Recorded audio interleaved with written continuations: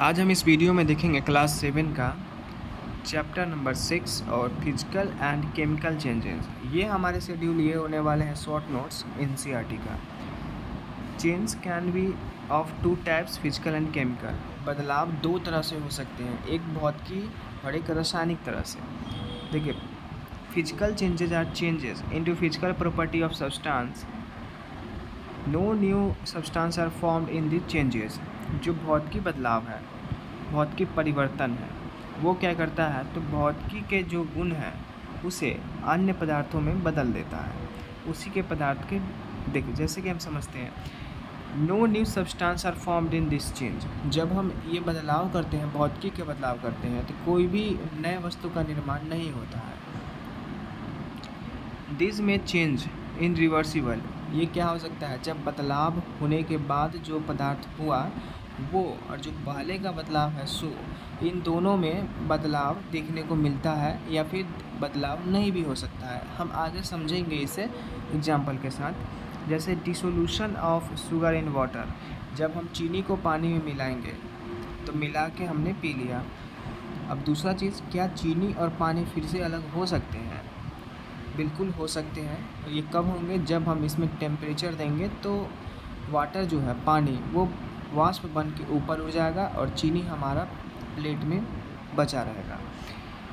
Glowing of an electric bulb. अब electric bulb को किसी भी होल्डर में लगाया, जैसे ही लगाया आपने ये ग्लो करना शुरू किया, तो क्या वापस से ये बंद हो जाएगा? जी बिल्कुल बंद हो सकता है। स्विच ऑन करेंगे, ऑफ़ करेंगे तो इससे हम बंद या फिर खोल सकते हैं। Tearing of paper. लेकिन पेपर को जब हम फाड़ देंगे, पेपर फाड़ा, तो पेपर फाड़ने के बाद और पेपर जो पहले सही था वो, इन दोनों में क्या डिफरेंस है? तो फटने के बाद वापस से ये दोबारा उस फॉर्मेट में नहीं आ सकता है। ये कारण रहा। तो हम सीधे सीधे ये समझते हैं कि जो भौतिकी बदलाव है वो क्या, दो कारण आते हैं। एक तो आते हैं कि जब हम बदलाव कर रहे हैं भौतिकी में, तो ये मुमकिन है कि ये फिर से वापस उसी फॉर्म में आ जाएगा जो पहले था। और ये भी हो सकता है कि जो फॉर्म अगर बदला तो उसके बाद दोबारा उस फॉर्म में नहीं आ सकता है। तो दो पॉसिबिलिटी यहाँ से निकल कर आती है। Chemical changes are changes in which the composition and chemical properties of the substance get change. रासायनिक बदलाव जो है, इसमें क्या होता है कि इसकी जो रासायनिक गुण है वो क्या करते हैं, बदल जाते हैं एक नए पदार्थ में। हमने भौतिकी के बदलाव देखे, उसमें जब बदलाव होता था तो कोई नया पदार्थ बनकर नहीं आता था हमारे सामने। जब हम पेपर को फाड़े थे तो पेपर फाड़ने के बाद और पेपर पहले था सो पेपर ही था, किसी प्रकार की कोई बदलाव नहीं आई थी, नया पदार्थ मुझे नहीं मिला था।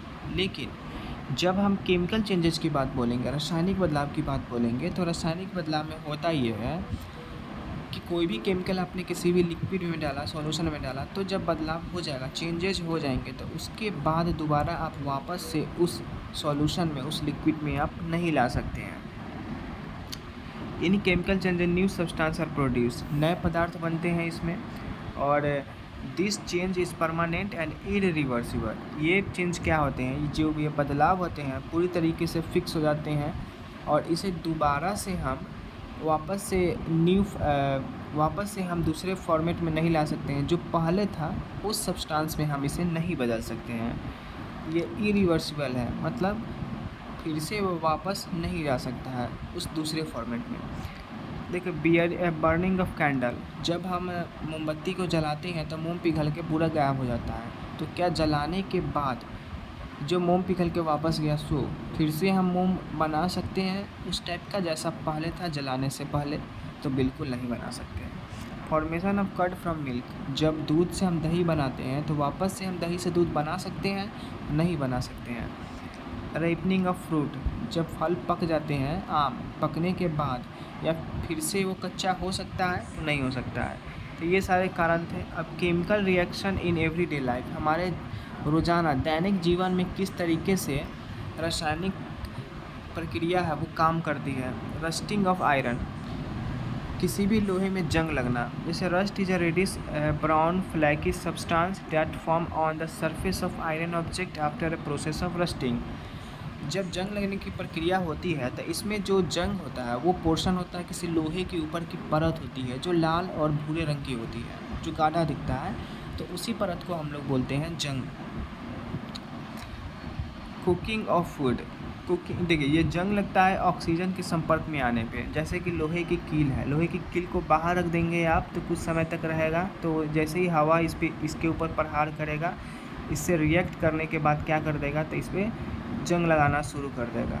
और इसी को अगर केरोसिन के तेल में डुबा कर रखते हैं तो क्या होता है कि इसमें जंग लगने से बच जाता है। तो ये एक प्रतिक्रिया हो सकती है आसान भाषा में बोले तो। कुकिंग ऑफ फूड, भोजन बनाने की क्रिया। Cooking causes break down of complex molecules of carbohydrates, fats and proteins into smaller molecules. अब हम जब भोजन बनाते हैं तब क्या होता है, तो जो भोजन बनाने के साथ जो सब्सटेंस यूज़ करते हैं, पदार्थ यूज़ करते हैं, जो हम सब्जियां यूज़ करते हैं, उसमें होता है कार्बोहाइड्रेट्स, फैट्स, प्रोटीन्स, वो सारे टूट कर एक छोटे छोटे मोलिक्यूल्स में बढ़ जाते हैं, छोटे छोटे कण बन जाते हैं। तो it is regarded as decomposition of reaction. यहाँ से एक क्रिया में बदलाव हो जाता है। और cooked food is easier to digest. जो पका हुआ भोजन है आसानी से पचा सकता है हमारा शरीर दैन अनकुक्ड फूड, जो बिना पका हुआ भोजन है उसके मुकाबले। डीके ऑफ ऑर्गेनिक सब्सटेंस, रासायनिक जो पदार्थ है उसके कमी क्या है, उसके कारण क्या है। Microorganism like fungi and bacteria produce enzyme which break down complex organic compound into smaller substance. रासायनिक प्रक्रिया इसलिए भी हमारे जीवन में लागू होता है कि जो छोटे छोटे जितने भी जीव हैं, जैसे कि फंगी हो गए, बैक्टीरिया हो गए, ये सारे एंजाइम बनाते हैं। तो इन एंजाइम को क्या करता है, ये ब्रेक डाउन करता है, तोड़ देता है जटिल रासायनिक कंपाउंड के थ्रू। जो जटिल हमारा कार्बनिक कंपाउंड है उसके थ्रू इनटू स्मॉलर सब्सटेंस, छोटे छोटे मोलिक्यूल्स में। It is also regarded as the decomposition reaction. हम इसे ये भी बोल सकते हैं कि ये एक जो पहले का पदार्थ था उस पदार्थ को बदल दिया एक दूसरे पदार्थ में, बदलने की प्रक्रिया। प्रिवेंटिंग ऑफ रस्टिंग, जंग से बचाना, पेंट करके बचा सकते हैं, ऑयलिंग एंड ग्रीसिंग करके बचा सकते हैं, क्रोमियम की प्लेटिंग कर देंगे लोहे पे तो बच सकता है, गैल्वेनाइजिंग कर सकते हैं। गैल्वेनाइजिंग में क्या होता है कि जिंक की परत लगाई जाती है आयरन पे और स्टील पे। एलोइंग होता है। तो इस प्रकार से ये सारे जो क्रियाएं, तो एलोइंग होता है, इसमें क्या होता है एटलीस्ट वन जो होता है वो मेटल मौजूद होता है, बाकी सब ये एलिमेंट है। जैसे ये एलोइंग मिक्सचर होता है, मिक्सचर ऑफ एलिमेंट्स होता है और इसके अंतर्गत कम से कम एक मेटल होने चाहिए, तभी जाकर एलोइंग होता है। देखो, सब substances can be obtain in pure stage from their solution by crystallization. जो क्रिस्टलाइजेशन प्रक्रिया है, ये क्रिस्टलाइजेशन से जब हम किसी भी विलयन में एक प्योर सब्सटेंस को डालते हैं तो कुछ सब्सटेंस क्या होते हैं कि अपने पहले वाले सब्सटेंस में ही वापस से चले आते हैं, जो क्रिस्टलाइजेशन प्रक्रिया के द्वारा ये संभव होते हैं। तो ये हमारा रहा चैप्टर नंबर 6 रहा क्लास 7 का। अब हम अगले वीडियो में देखेंगे चैप्टर नंबर 7।